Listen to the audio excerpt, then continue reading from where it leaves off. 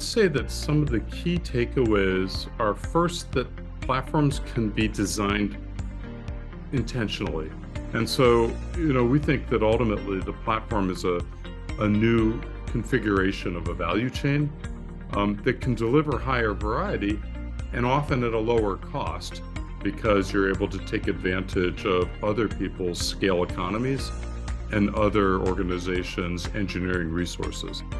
As platforms become more integrated into production processes, they then start being the point of the repository for information, for data. Yeah. And so the platforms end up being a control point and the best place where you would see AI and machine learning applications. And so what you often saw were firms saying, I'm doing digital transformation, but the reality is they were often implementing a point solution. And that point solution would get integrated and solve one specific problem. The challenge there is that you can do one point solution, then you do another point solution, you might do 100 point solutions. They tend to get into an integrated hairball. They may solve one productivity challenge, but they introduce complexity. And so once you have enough of that complexity, so I think that's one important lesson I would or view is that the digital transformation is worth doing because it creates enormous benefits both in cost reduction but also new revenue streams.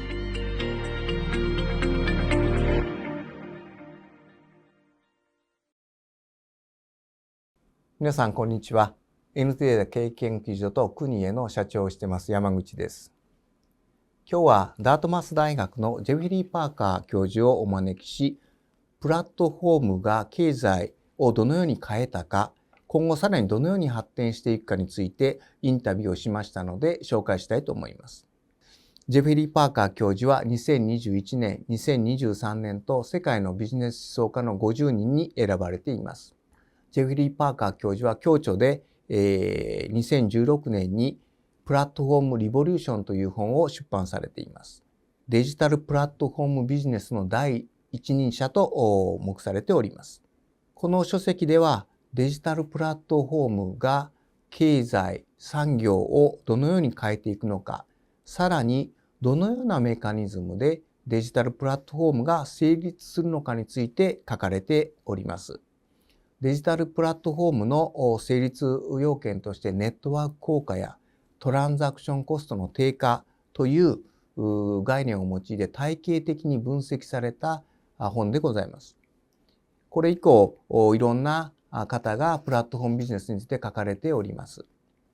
既存企業がデジタル変革に成功すると、それをベースにデジタルプラットフォームへ事業を展開すべしというようなことが経営戦略の専門家やコンサルタントからも言われたりしております。アップルやアマゾンが単独企業のところからプラットフォームに事業を展開し成功させたというようなことを想定されているわけでございます。しかし既存企業がデジタルプラットフォームに事業展開するのはですね、事業展開して成功するのは必ずしも容易ではないという具合に私は思っております。それで、そういう既存企業がデジタルプラットフォームに展開して成功するためにはどういう要件が成り立てばいいのかということをデジタルプラットフォームの専門家のパーカーさんに今日はお伺いしたいと思っています。で、私の方で、既存企業がデジタルプラットフォームに展開する場合、そんなに容易ではないと考えたところはですね、まず、競合にもプラットフォームなら参加してもらわないかんのですが、競合から見ると顧客情報とか取引情報をプラットフォーマーが抑えてしまうので、そこに参画すると情報を取られてしまうんじゃないかという恐れがありますし、また推進する既存企業としても長い時間とコストが多くかかります。それに見合うベネフィットが取れるのかどうなのかというのも課題かと思っています。今回はそのデジタルプラットフォームの成立要件ということをより明確に議論するために、ビジネス形態として3つのパターンを整理し、その成立要件を整理しました。一つは、既存企業が単独で顧客に提供するパターンで、普通の企業のパターンですけど、パイプライン型のビジネス形態と整理しております。2番目は、複数の企業がエコシステムを構築し、顧客にサービスを提供するコンサンプションエコシステム型のビジネス形態がございます。そして複数の企業と複数の顧客が市場的に取引をするプラットフォーム型ビジネスの形態を取り上げ、それぞれの成立要件について議論しております。また、パーカーさんが今後デジタルプラットフォームの今後をどのように考えておられるかについても質問しております。パーカーさんは IoT データ、AI がどんどん普及してくると、企業対企業 B2B のプラットフォームがもっと出てくるのではないかということをおっしゃっております。このようにデジタルプラットフォームの成立要件と既存企業との関わりということについて、興味深いインタビューができましたので、皆さん見ていただければと思います。So it's a pleasure to be here today. My name is Shigeki Yamaguchi, and I serve as the CEO of NTT Data Institute of Management Consulting, and also as a CEO of Kunie. Additionally, I'm also an executive advisor at NTT Data.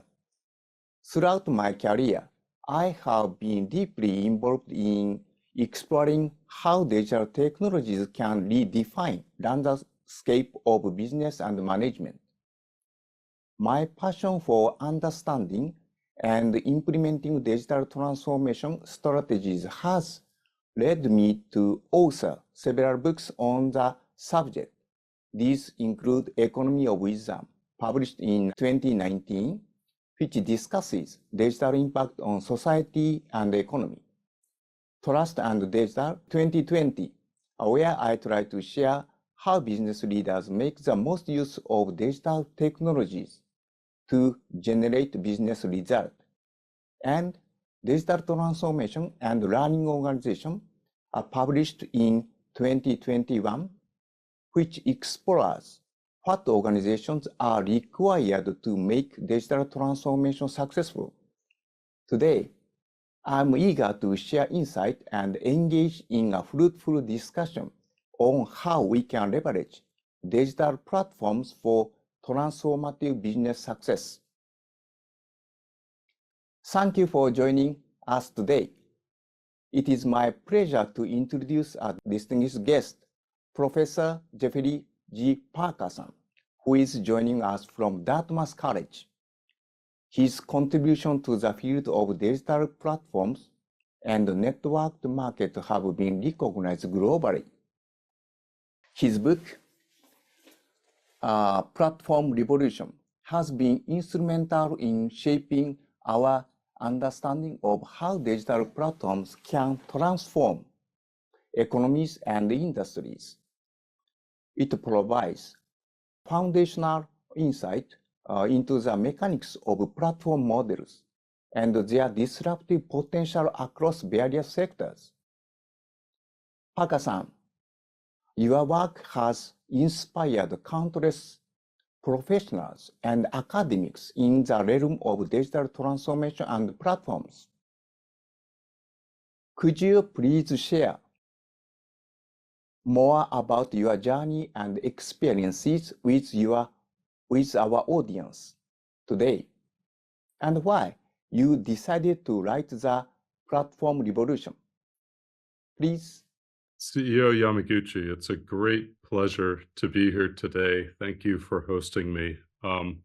This is so much fun for me to get to talk about Platform Revolution because it really ties back to a whole body of research and practice that I've been working on for the past 25 years. And it goes back to an original question that we asked about the nature of pricing on the internet. And we noticed that there were a number of markets that you would have expected to see positive prices, but instead things were free. And that led us to have to develop some new economic theory for two-sided network effects. And that was when we were relatively young and we were working more on some of the mathematical concepts. But it became immediately clear that we were onto a more fundamental change in the economy. Yeah. And we were seeing these economic effects all over the place. And so we started thinking more about the strategy of firms and how they could take advantage of advances in information technology, as well as the economics of platforms.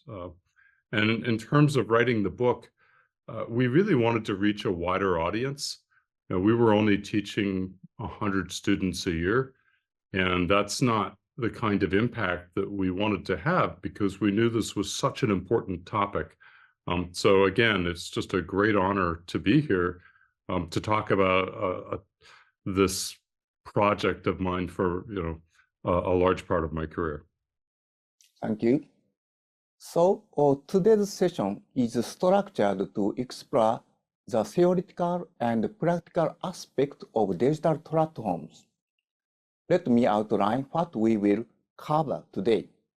First, we begin by discussing the core concept from Parker-san's seminal book, Platform Revolution. We will explore the foundational ideas around platform dynamics and their transformative potential across various industries. Next, we will then move to discuss the future of digital platforms. We will reflect on predictions made back in 2016 and see how they have played out over the years. It will be fascinating to hear Parker-san's perspective on these developments since the book's publication. Lastly, we will dive into Geoffrey-san's current research interest, particularly focusing on digital transformation in manufacturing sector. During my recent visit to Dartmouth College, I learned about your ongoing project in this area, and I am eager to understand more about your findings and their implications for global industries. Let's start with our first major topic today, the platform revolution. We will explore the key concepts introduced in the book, discuss the profound impact platforms have on traditional businesses, and consider the ongoing evolution of digital platforms in the current economic landscape. So, this slide outlines the key themes from your influential work, Platform Revolution, published in 2016. The book offers deep insight into the impact of platforms on the economy and outlines new rules for economic engagement that remain highly relevant in 2024. It discusses how to nurture a platform through its life cycle from startup and growth to maturity, serving as an invaluable guide for understanding platform businesses. In my work, I explore how traditional pipeline businesses can transform themselves. Platform revolution has been crucial in deepening my understanding of this process. Parker-san, could you share the key take notes from Platform Revolution and perhaps elaborate on your current definition of a platform? Please. Yes. Yeah, I'd say that some of the key takeaways are first that platforms can be designed intentionally. Some of the earliest platforms were accidental, and firms found themselves with an ecosystem and then learned how to manage it. But now we understand the economics, we understand the strategies. And so I think one of the most important takeaways for organizations is these are not mysterious, but you can design platforms from the start, and you can design network effects in order to harness how users create value for other users. And I think that's one of the most important economic principles in this platform explosion. I mean, I think the second one is just the reduction in transaction costs, and I know that we'll go through that. In terms of my current definition of a platform, I tend to think of a platform as first a set of principles, of rules and governance principles. And you start there instead of the technology. So often people will say, well, tell me about, some technological layer. And I say, no. Start first from what are the rules? How do you decide who can participate? How do you detect bad behavior and discourage it? How do you understand good behavior and encourage it? And then how are you able to split the value that's created in a fair way so that you can then encourage more and more participation? I think and then of course you've got the infrastructure and the technology that facilitates interactions. But I would tend to start first, as I say, from just the principles of the design and the governance. Thank you. As the slide outlines, digital technologies reduce transaction cost and create market for everything, everywhere, at any time. Digital technologies covers all transaction stages from initiation to settlement. They enable either discovery and negotiation of trade, streamline execution and monitoring, and broaden the scope and scale of potential transactions. And the reduction of transaction cost is, you mentioned, a second factor of platform. And this democratization of market access has allowed us to transact items previously constrained by physical and logistical barriers. Separating ownership from control, as highlighted in Platform Revolution. Create new sources of supply on platforms, enabling transaction of goods and services that are no longer bound by traditional constraints. The impact of reduced transaction costs extends beyond enabling new forms of trade. It fundamentally reshapes business processes, enhances efficiency, and redefines the boundaries between enterprises and their external partners. This initiation cost reduction generated sharing economy. These changes are foundational to the platform that now dominate our economic landscape, with reduced transaction costs supporting the thriving platform structures across various sectors. Paaka-san, how do you see these dynamics evolving with the continual advancement of digital technologies? So I really like the framework, and I particularly like the emphasis on the reduction of transaction costs. And what we've seen is just a continual increase in computing power, a decrease in storage cost, and an increase in our ability to transmit information. And that's been transformational. The other part I would emphasize here, and this is important for manufacturing firms that have physical goods, is that the value is shifting toward the digital. Yeah. So when I buy a physical good, an automobile, for example, or a truck or manufacturing equipment. Originally, I would buy it primarily for what it could do with atoms. But now I care as much about the bits, the zeros and the ones, because the value is shifting over to the digital.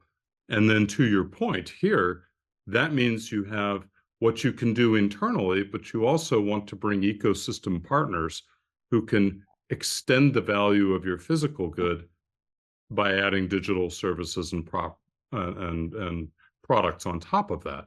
And again, this framework does a nice job of explaining, how that process works. I understand. In this part of our discussion, we explore the distinct business models of pipeline, consumption ecosystems, and B2C platforms. Each model presents unique strategies and economic impact, which are crucial in understanding the evolution of business structures in the digital era. Starting with the pipeline model, it's characterized by linear transactions from product to consumers, primarily focused on economies of scale on the supply side. This traditional model has been the backbone of many industries, optimizing internal processes. As business evolves and data becomes more integral, we see a shift toward consumption ecosystems. This model leverages big data to create new customer value by API. Companies collaborate, pooling their resources to offer enhanced customer experiences that no single entity could provide alone. However, transitioning from a consumption ecosystem to a platform model is challenging. The B2C platform model, including companies like Uber and Airbnb, operate on two-sided network effects, as you mentioned, and disrupt the traditional business models. Here, the platform doesn't own the resources, but facilitates connections between users and services providers. First, there is the issue of cost versus benefit. Can pipeline companies generate enough benefit to justify the cost of moving to a platform model? Second, there is a challenge of competitive collaboration. Companies might hesitate to join a platform because they fear exposing sensitive transaction information to their competitors. A good example of this is how Alipay restricted access from Baidu to protect its idea. This is written in your book. These dynamics raise foundational questions about the feasibility and strategic planning necessary for traditional companies aiming to transform into platform-based business. Parker-san, could you share your opinion about the transition from consumption ecosystem to B2C platform? Yes, and I particularly like the story that you told about potential challenges in competition. And you go back to sort of the governance principles of how do you set the system up so that you can credibly commit to being an honest partner, so that you know that your partner's data is protected. Sometimes that has to be done by a different corporate structure. You may have to spin the platform off. You may need to invite additional investors. But that form is one of the critical things to make ecosystem partners feel safe transacting. In terms of the decision of whether to transition to a platform business model, that's one firms have to ponder carefully, and it really depends on the market structure. So I particularly like, we had a Ming Zheng, who at the time was Alibaba's head of strategy, and he spoke at a conference that we organized a number of years ago, and he said, look, from a consumer point of view, they don't really care if the firm is a platform or a pipeline. They care about what the product or service is, and its price and its delivery and its quality. So you'd say, okay, that's true. Then why have platforms emerged? And of course, part of the reason is that you have a demand for variety, and you have the potential need to rapidly reconfigure the supply chain. And a platform is a much more flexible production system than a long-term linear pipeline with long-term contracts and relationships. And so, we think that ultimately the platform is a new configuration of a value chain that can deliver higher variety and often at a lower cost because you're able to take advantage of other people's scale economies and other organizations' engineering resources. But that being said, for standardized markets that have high capital investment, so think of an oil refinery or a chemical plant, in those situations, we don't suspect that those will become platforms at the primary production source. Now, their markets may well become impacted by platforms, but not so much in the production process itself. And so I think it's a strategic analysis that firms need to do for themselves to understand sort of where they fit in that system. Thank you for sharing your thought. Moving on to a crucial aspect of our discussion today, how to succeed in platform business. In your work, you have emphasized the importance of enhancing the core value interactions within a platform to foster growth. You have identified key mechanisms such as pull, facilitate, and match as pivotal to strengthening these interactions. Could you please elaborate on these concepts? And specifically, how can platforms effectively implement these mechanisms to not only attract participants, but also ensure that their interactions are fruitful and that they continue to engage with the platform over time? Please. Yeah, this is a great and important question. And I think in any business, there's always a constant need to innovate, and platforms are no different. So one of the things I would emphasize is just the sensing and the metrics and the data analytics are built in at the core. And so you have tremendous visibility to what users, both customers and suppliers, are doing on the platform. And so you can more rapidly detect trends and failures and successes and emphasize them. And then I would go back and say, for firms that want to be good at this, they're going to discover gaps in their organizations. They're going to discover that they have to invest in ecosystem relationships. They've got to be a great partner. They have to invest critically in platform product management. And so that's different than just the ability to make products and services for end consumers, but they have to treat the ecosystem partners themselves as one of their most important stakeholders and have a product roadmap specifically for those users so that they're continually innovating and improving. And ultimately, that all falls under the need for a coherent platform strategy that links to the strategic goals of the organization so that this platform product roadmap is, makes sense and gets you where you want to go. Thank you.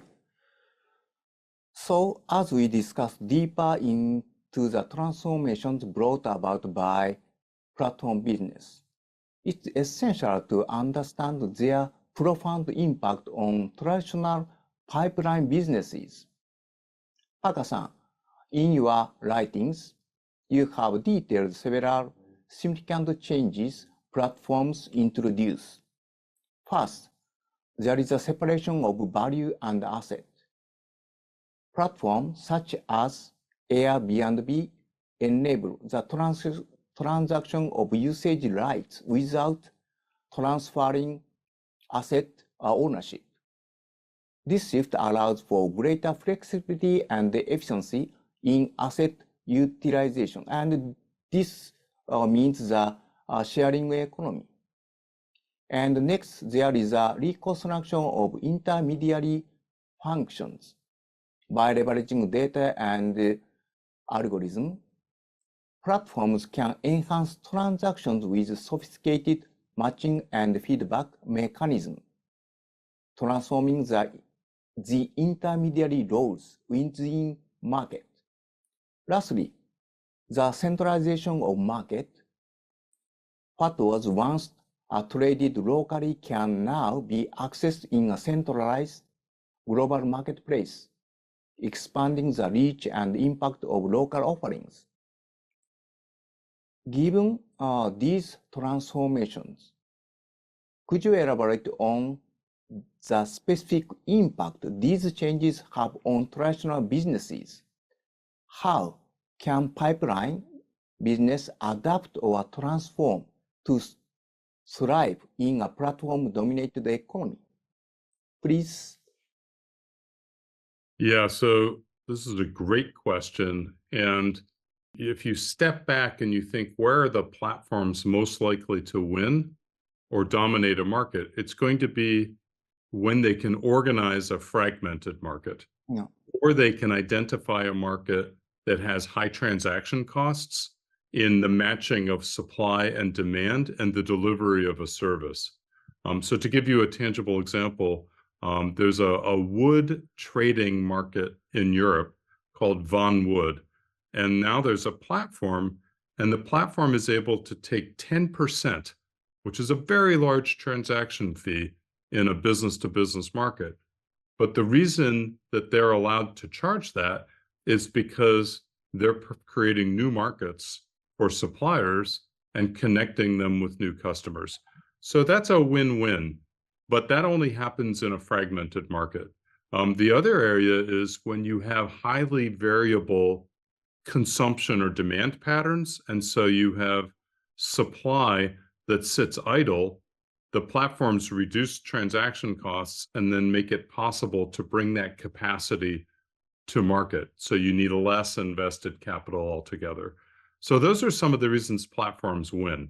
But there are also reasons platforms don't win.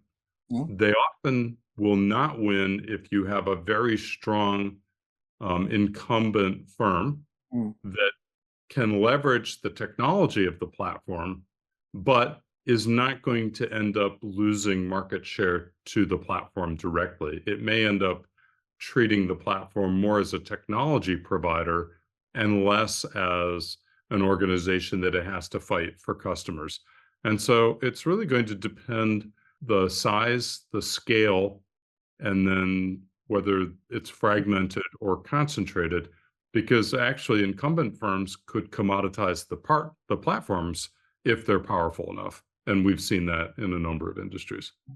I would also, if I have a moment more, talk a little bit about what organizations should do to, when they think about working with a platform partner, and some of the risks they should manage. The question is, will the platform gain adoption by other users once I've made specific investments and start to get locked in by technology? Will the platform continue to invest in its technology, or will it end up being a dead end? Will the platform have regulatory risk and then end up being a less useful partner for me? And then will customers get confused by whether the platform is responsible for service delivery or I, as the user of the platform or the name brand, are responsible for brand? And then will the platform start to disintermediate me? And these are some of the things that when you start to work with platforms, you have to think about how to mitigate those risks. Thank you. As we move forward, let's look at the evolving landscape of digital platforms and their future. Platforms are evolving rapidly, transforming markets and extending into pipeline businesses. For example, Google has moved into hardware with its smartphone ventures. Emerging technologies like IoT, blockchain, and machine learning are set to have a big impact on platform dynamics. They can boost platform capabilities, improve user engagement, and add new levels of efficiency and security. Let's discuss about these developments and discuss what might be next for digital platforms. Please allow me to share the future of the platform. At the foundational level, platforms serve as direct marketplaces, efficiently connecting users and suppliers. This connection is greatly enhanced by digital technologies, allowing seamless transaction without time and location constraints. This initial phase, marked as one on our graph, sets the stage for more advanced interactions. And moving to the second phase, as platforms begin to leverage data extensively, we see the emergence of connected intangible products and services. This phase involves advanced personalization and refinement of offerings based on detailed user data, reducing uncertainty and enhancing satisfaction. The third and most advanced phase integrates machine learning into the platform. This goes beyond optimizing existing processes. It makes platforms become almost autonomous. Machine learning algorithms continuously analyze data, improve services, and even develop new offerings without human intervention. This automation means that the process can be conducted entirely within the platform, maximizing efficiency and effectiveness.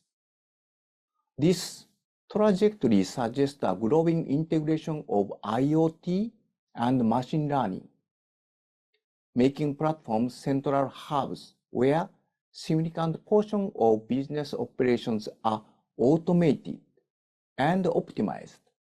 This shift is not just transformative, it is revolutionary. Parker-san, could you share your thought on this trajectory? Yeah, I think you've touched upon one of the most important things that we're seeing in the evolution of platforms. Yeah. And in particular, it's around the data. As platforms become more integrated into production processes, they then start being the point of the repository for information, for data. And of course, now with the explosion of artificial intelligence and machine learning, those algorithms are very data hungry. Yeah. And so the platforms end up being a control point and the best place where you would see AI and machine learning applications. That has some interesting implications. So that's why the regulators, especially in Europe, are taking a careful look at data ownership and are starting to impose some requirements. And it will really depend upon the region of the world. You know, are you in the US? Are you in the EU?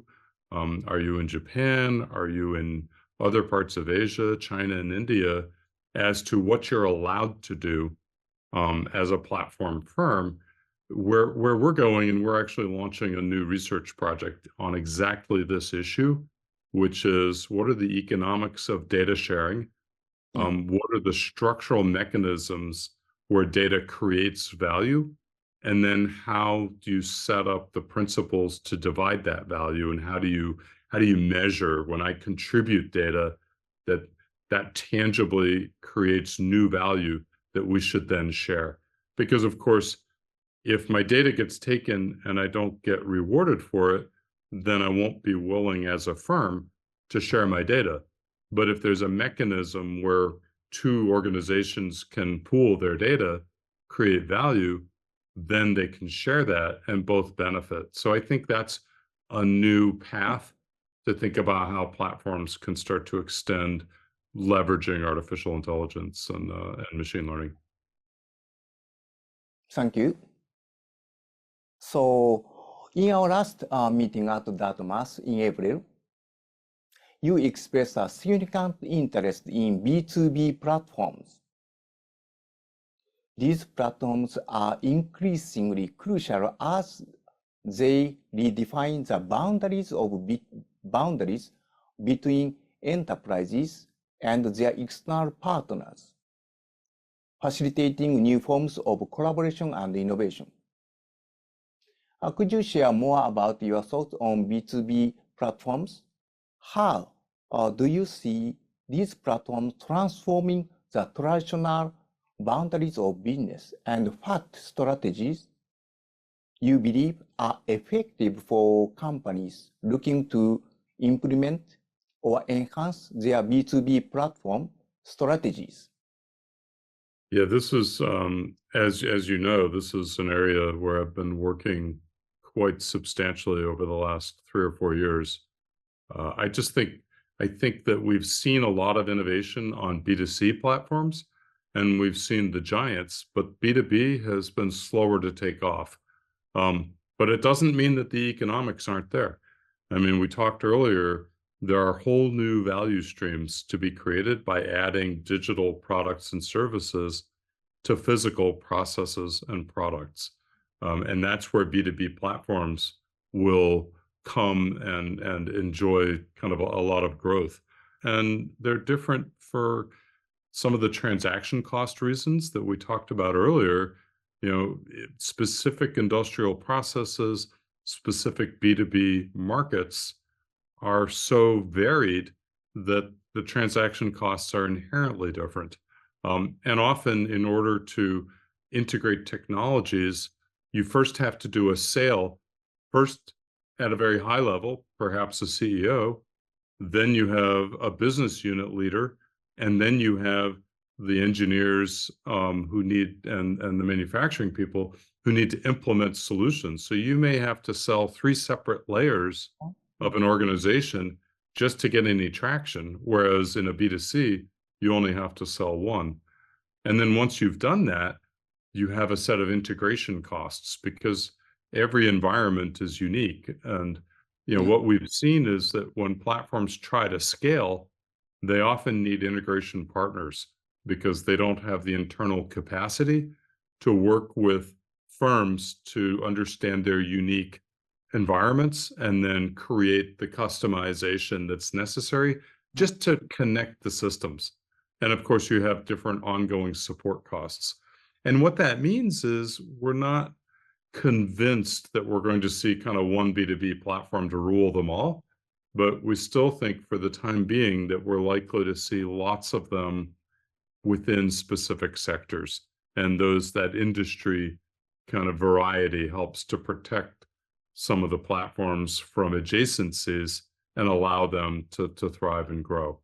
And I'd end on some of the monetization can be pretty challenging. We've got a case study on a company in Germany called Metals Hub, and they are a metals trading company. They tried to charge transaction costs, just percentage fees. And of course, what ended up happening is once there were successful transactions and the parties knew each other, they took the subsequent transactions off platform. And so that meant that they didn't end up growing as a business. And so they pivoted and they said, well, that's not working. How are we generating value? Well, one of the ways that we're generating value is to become an enterprise resource planning and purchasing system. And so they integrated into firms' purchasing processes. And another way is they know market data. So they actually started running the market for free. And then they had market data that they were able to monetize on a subscription basis.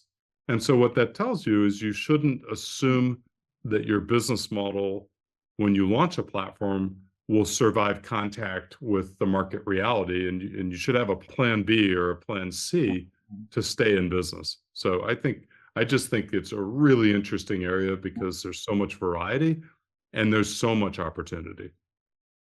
Thank you. So I'd like to discuss the transformative impact of integrating artificial intelligence with IoT sensor data, which I believe will significantly alter our economic landscape. First, look at the journey of machine learning in three major stages. Stage 1, AI for prediction and classification. This stage leverages private and episodic data to enhance operational efficiency. This does not contribute to business process execution. Stage 2, AI to generate text, image, and video. This is called multimodal AI. AI learns from data on internet. And stage 3, IoT cross-generative AI. In addition to stage 2, AI learns from IoT data and generates new insight and strategies autonomously. As AI and IoT converge, humans' roles will evolve. We will shift from operator to orchestrators, overseeing AI systems that manage day-to-day operations more efficiently. These changes will make business smarter, more efficient, and better adapted to the global market. Next, blockchain and data security technologies. It's important to recognize the role of blockchain and data security. Data security technologies in resolving conflicts of interest within platforms and restoring trust between participants and platform owners. You mentioned this in general. It is said that blockchain enables distributed platform. Parker-san, could you share your thoughts on how blockchain and other data security technologies are shaping the future of platform ecosystems? How do you see these tools helping to mitigate trust issues and create a more secure and reliable environment for users and providers alike? Yeah, this is a really interesting topic because if you go back 5 or 10 years, there was a lot of prediction that blockchains would displace platforms. And so we had these distributed autonomous organizations and this idea that, well, we'll decentralize everything, and so there will be no need for the central coordinator. We haven't seen that. Yeah. So I think what we're really seeing is instead of competition between the blockchain and the platform, we're seeing complementing, as in it's a good technology for the platforms to be able to do exactly what you said, which is to verify transactions and make it irrefutable when actions are taken so that you can then autonomously trigger payments or some other action. But that can still be done within the broader context of the platform that can help organize markets and organize participation and adapt and evolve over time. Because of course, technology is constantly changing, market conditions are changing, and that's harder to pull off autonomous organization. So I think these things are likely to work together in really productive ways to solve these trust issues and verification issues that are always present in markets. Thank you. As we approach the final part of our dialogue, I recall our conversation in April where you mentioned that your research not only focuses on platform, but also extended to digital transformation of the manufacturing industry. You have also published papers on this topic, highlighting the significant shift in how digital technologies are being integrated within traditional sectors. In your paper, you outline the manufacturing industry requires 3 critical stages of digital transformation: gaining efficiency, building digital capabilities, and driving digital innovation. I understand that before we can innovate, we need to establish strong digital capabilities to support these changes. Could you elaborate on your thought on these stages? How should companies in the manufacturing sector approach each stage to maximize their digital transformation journey effectively? This is, and to give also a little bit of history, this comes from work with the World Economic Forum's Global Future Council on Advanced Manufacturing. And so we were fortunate to work with 50 companies as part of the council and learn from many of their technology implementations. And so what you often saw were firms saying, I'm doing digital transformation, but the reality is they were often implementing a point solution. And that point solution would get integrated and solve one specific problem. The challenge there is that you can do one point solution, then you do another point solution. You might do 100 point solutions. They tend to get into an integrated hairball. They may solve one productivity challenge, but they introduce complexity. And so once you have enough of that complexity, you zoom out and you say, wait a minute, this isn't working. Okay, we need to do something else. We know that other firms have solved some of these problems by implementing a more horizontal architecture. That horizontal architecture pools data across an enterprise, and then it also couples that with tools that allow you to create solutions at scale, and then tools that allow you to solve artificial intelligence and machine learning problems and integrate those into your solutions. And so that would be the second stage. The first stage is you've identified point solutions, you mount them, but then you start to observe that they cost you as much as they benefit you. The second stage is often all cost and very little benefit, because firms, they sort of go dark and they make these giant investments. And we should come back to that, because there are ways to mitigate that challenge. And the other point on stage 2 is that firms need to make as much of an investment in their human capital as they need to make in their technology. What we'll often observe is that firms have invested in technology, but they didn't create the product development, the product management teams that are able to work with parts of their organization to then use that technology effectively.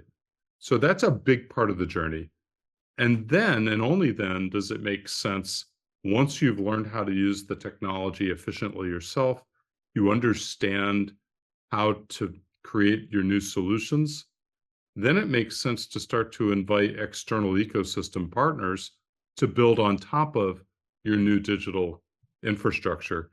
And then that allows for the creation of a new set of markets. So that's a journey that I think is pretty important for firms to recognize where they are. And often they think they're further along than they truly are when you start to work with them and say, no, I think you need to be honest and do some of the foundational things in building your org and building your capabilities.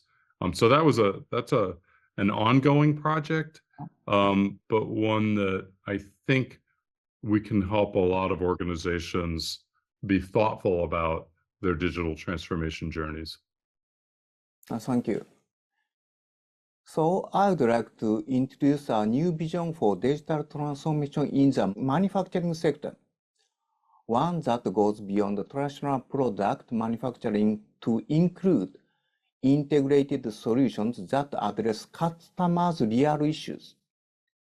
Manufacturers are embedding sensors into their product to enhance them and collect valuable data.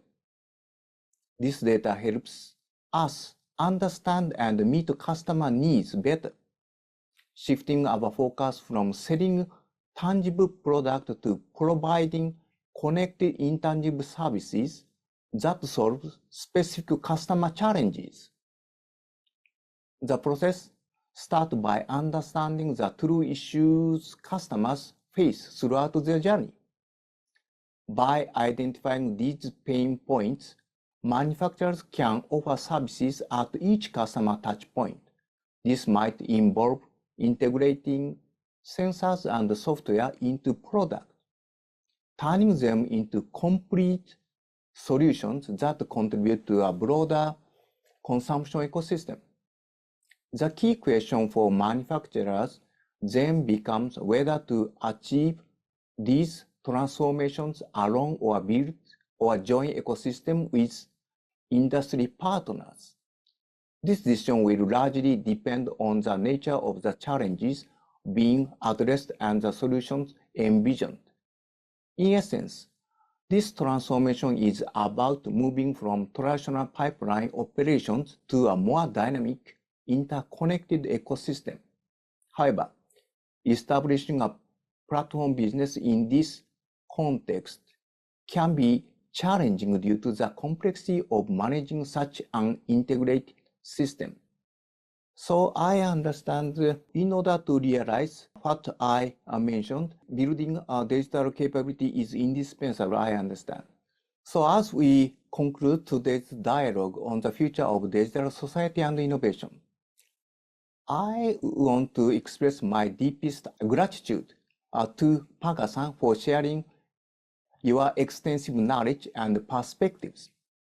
It's been enlightening to explore how digital transformation is reshaping industry and the broader economic rules and govern our global markets. Paaka-san, as we look forward to the future, it will be extremely beneficial for our audience, particularly Japanese business leaders, to hear your suggestion on navigating the challenges and opportunities presented by this digital age. Could you please share your thoughts on how Japanese enterprises can leverage these insights to foster innovation and remain competitive in the evolving digital landscape? Please. So I'm going to go back to the beginning and say there is enormous opportunity here to bring digital technology and platform thinking into the industrial sector. I would also emphasize, though, that firms need to be very thoughtful about how they do this. And if you look back to the case you did with Misumi, what I like about that is it focuses on a clear why. I would hope that the business leaders would do their homework when they initiate these types of projects. Is there a clear vision and objective? Yeah. Is there a clear problem statement? Yeah. You have the customer clearly identified. Has the company developed the ability to do the full cycle use case so that they know how to get it into the hands of a user and then serve it over the full life cycle? And do you have a match between problem, customer, and use? And until that is done, you shouldn't do technology for technology's sake. I think these things can be done in an efficient way that you don't overspend resources. And then the other thing I would emphasize is, as firms start to move from their physical into digital, they need new capabilities in their product management processes that know how to work with these digital resources that they're likely to develop. And the good news is, even if they don't become a platform, there's still multiple ways to create enormous value through the digital transformation. So I think that's one important lesson I would view, is that the digital transformation is worth doing because it creates enormous benefits, both in cost reduction, but also new revenue streams. And you may not have to be a platform to capture those benefits. Thank you. I understand that values in business is shifting from tangible product to connected intangible product. So we should make strategies for realizing this. Thank you for good lecture and good dialect. Thank you for your invaluable insight today. I believe these insights will be very beneficial for our audience. I look forward to future discussion with you. Have a great day. Thank you. Yamaguchi-san, thank you so much for hosting me today. Thank you. Thank you.